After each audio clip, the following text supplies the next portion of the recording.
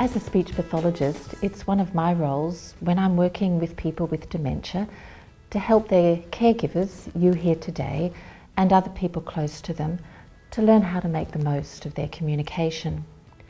Message is a set of 7 practical strategies that can help support communication with people with dementia. And each letter of message stands for a slightly different strategy. Well, Ron moved in with Steve and me about 6 months ago because of his dementia. Ron's Steve's dad, and we were starting to get a bit worried about him living on his own. It just didn't seem like he could look after himself. Day to day, I'm usually the one at home with Ron. We've always got along really well. My wife Isabel was diagnosed with Alzheimer's disease 3 years ago, and I suppose you'd say she's in the middle stages. She still lives at home with me, and I'm a primary carer, though we do get some help from the family when they can. Now, everyone's situation will be different, and not everything that we talk about today will happen to you, but we hope that you can take on board and try out some of these strategies and just see what works for you. So the message strategies start with M for maximise attention. I used to have good chats with Ron, but lately I'm finding it harder to get him involved. You're doing a good job. Where are you going to put it all? Yes, one of the first things that you'll need to be aware of is that dementia makes it difficult for people to focus their attention. So to get Ron involved in a conversation, you may need to attract his attention first. You can do that by saying his name, moving to his eye level, and making eye contact. Hi, Ron. Also, to help Ron keep his attention on what you're saying, it's best if you can avoid distractions like the TV or the radio, but make sure you ask first. That's fine. And it also helps if you stay in one place while you're talking and keep the eye contact going. Well, the other thing that can be difficult is talking in places that are noisy or busy, like shops and cafes, or where there are several people talking at once, like when you have your family around. So, if you can, try and keep it so that people speak to Ron one at a time. It's hard for someone with dementia to switch their attention from one person to another, and you'll need to help them focus on what each person is saying. So, to maximise a person's attention, you'll need to attract their attention, avoid distraction, and speak one at a time. The next strategy is E for expression and body language. I've learnt a couple of helpful things along the way from other people I've met. One important thing I've found is that Isabel can still pick up on my feelings even when I don't say anything, just from my manner. So I try to be relaxed and calm when I'm with her, even if she has asked me where the children are for the 27th time today. Yes, that's a good point. People with dementia can still understand nonverbal communication, like your facial expression and your tone of voice and your body language. I know it's not always easy, but if you can appear relaxed, it can rub off on them. And the same is true for irritation as well, unfortunately. Oh yes, if I do snap back, she can get quite agitated. You can also use your expression and body language to show interest in what the person is saying, which is very important, of course. And the other quite helpful thing about nonverbal communication is that you can use things like a smile or a nod or eye contact to help you keep communicating as the dementia progresses. So, in your expression and body language, try to appear relaxed and calm and show interest. The next strategy is S for simple. Keep it simple. One of the things that Ron and I do every week is to have a big dinner on Sunday. I find it works best if I only ask for one thing at a time. If I ask for too much, Ron tends to lose track of what I wanted. Yes, that's true. It's difficult for a person with dementia to follow long sentences with several pieces of information. For example, could you get the potatoes out of the cupboard and find me the peeler and the chopping board? So try to keep the content short, simple and familiar. Ron, can you get me the potatoes from that cupboard? Sure. At the moment, Isabel and I, we're keeping busy putting together a family tree album with both our stories in there.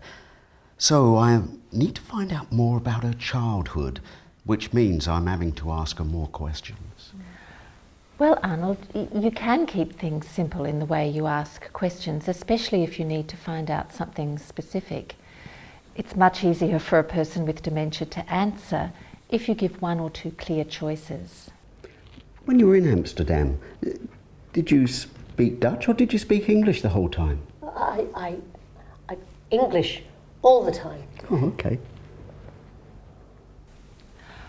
Or if that becomes difficult, just ask one thing at a time. You want chicken tonight? That's the one. If you ask an open question like, what would you like for dinner? The person has to think of an answer, which can be quite hard for them.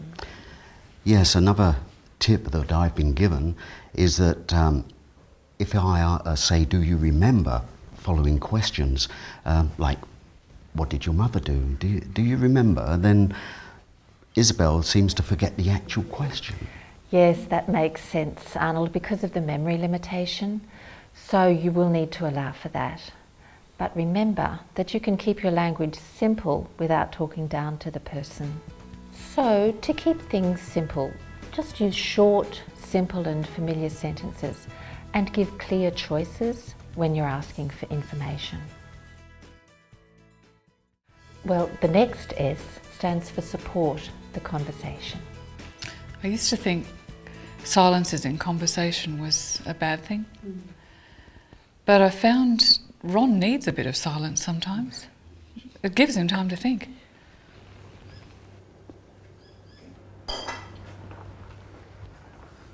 So what did Steve end up making you for breakfast?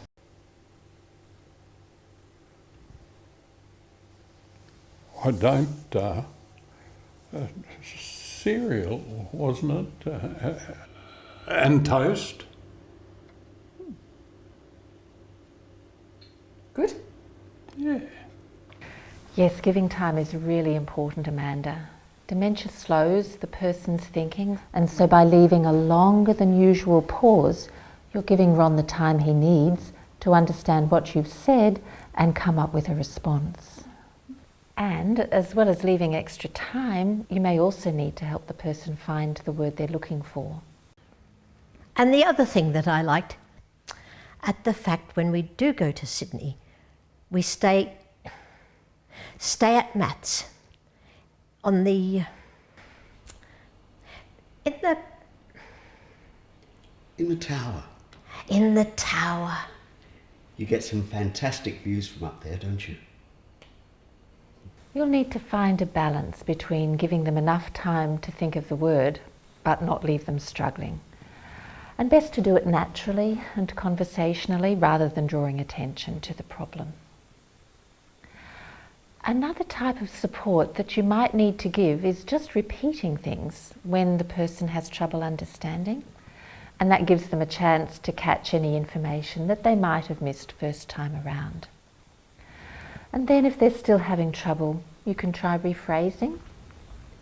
Nana, can we have a look at your photo book?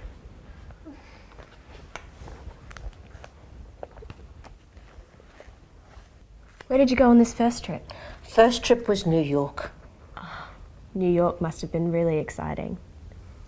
Sorry, love? New York must have been really exciting. A trip to New York. That must have been a big thing for you.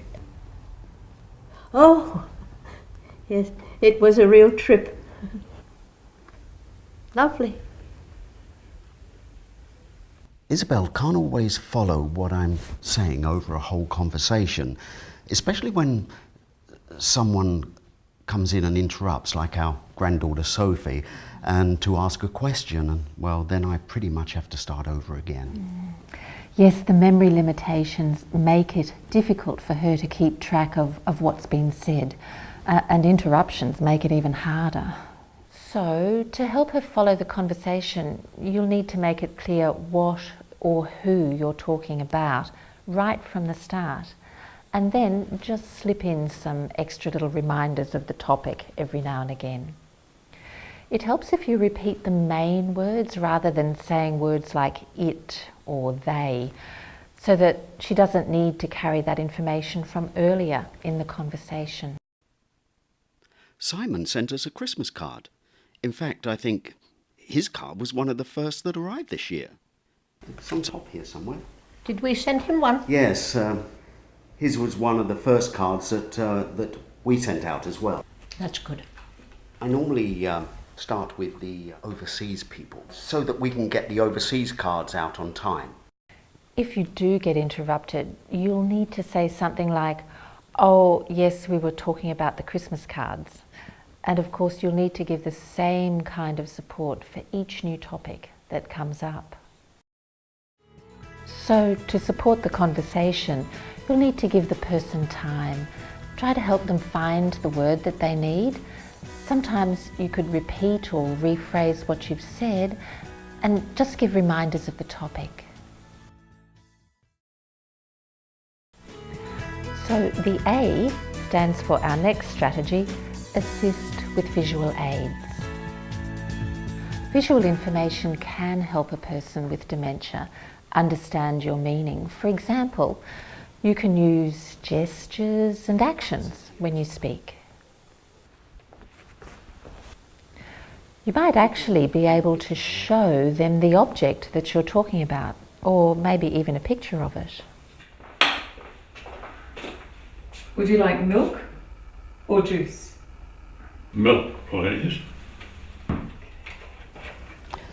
We were having trouble getting Isabel to come to the dinner table to eat at dinner time.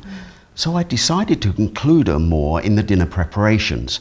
I found that if I showed her the cooking and the table placings, then she caught on much better that it was time for dinner. Yes, she'll still be able to understand the visual cues you get from familiar situations. So using visuals can be really helpful as the person's understanding of spoken words declines. You can assist the person by using visual aids like gestures, actions, objects, and pictures. G stands for get their message. In any conversation, you want to get the message that the other person is trying to get across. But this can be more difficult to do with people with dementia, so you'll need to listen and watch and just try to get the meaning. Oh yeah. There's sometimes when I feel I've got to be a bit of a detective to work out what he's trying to say. He doesn't always pick the right word, but I know he's trying to tell me something. But I always think it's important to remember that he has something to say. He just needs a bit of extra help to get it out properly. He's another, you know, that little piece he has. Little piece. Little square piece that he has. Oh, you're going to have to give me some more. No, I'm talking about the little piece with... Oh, in the garden? Yeah, little piece in the garden. The herbs. The herb garden. Yeah. The herb garden. I think it needs weeding every time I look at it. You might find that you can encourage the person to give you more information if you go, as in go on, or you could reflect back what you think they're saying to give them a chance to confirm it or perhaps to add some more information. I find I can work out a lot of what Isabel is saying if I just watch her. I can, from her face, I can tell how she's feeling, and when she's talking about a particular thing, then she will often look at it, and that will sometimes help me. Yes, those non-verbal messages can give you a clue. And as speech becomes more and more difficult, it becomes important to watch the person's behaviour, because that may be their way of communicating.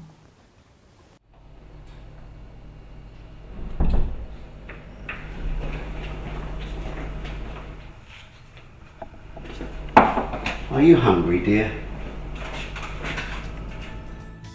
So to get their message, listen, watch, and just try to work out the meaning and pay attention to the person's behaviour and their non-verbal messages.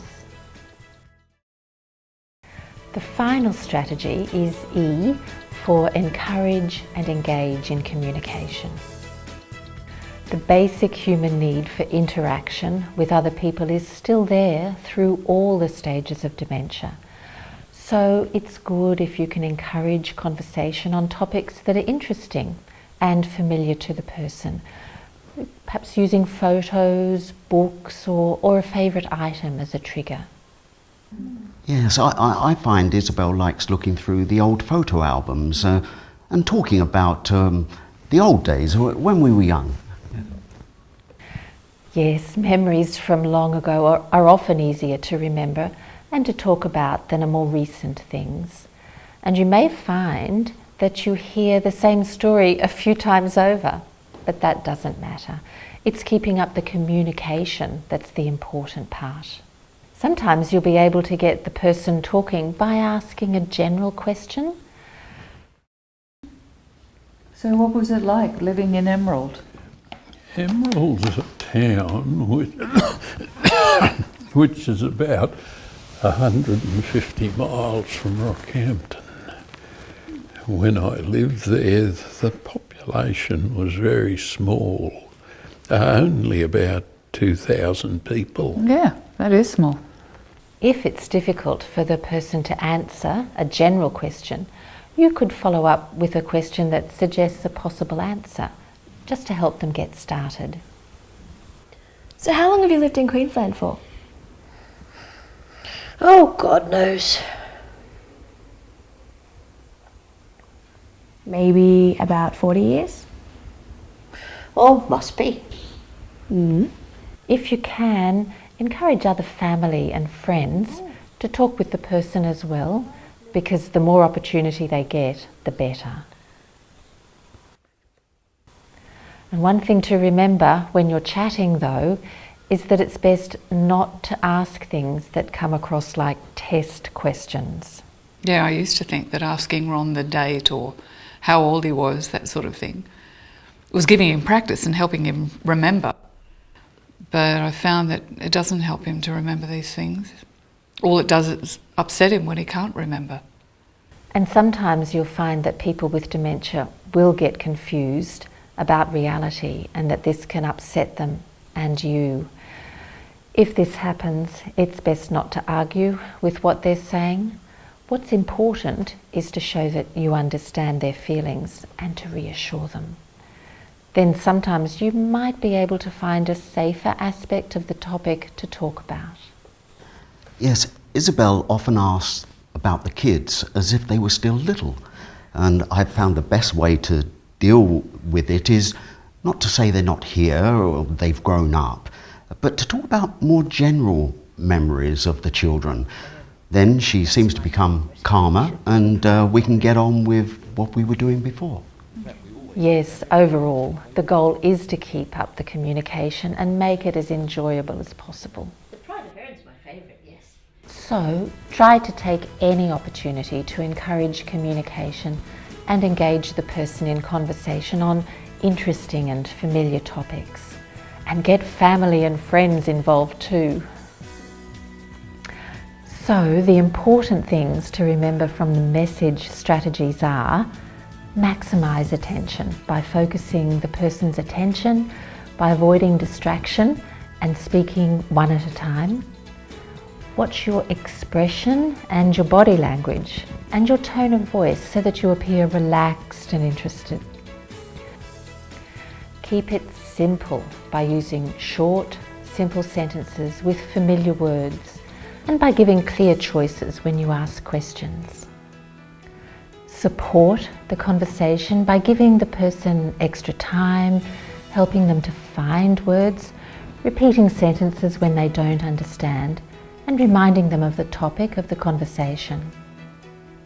Assist with visual aids, including gestures, actions, objects and pictures. And try to get their message by listening, watching and working out the meaning. Also use the person's behaviour and nonverbal messages to help you understand. And finally, encourage communication and engage with people with dementia by chatting about interesting and familiar topics and encouraging conversation with family and friends.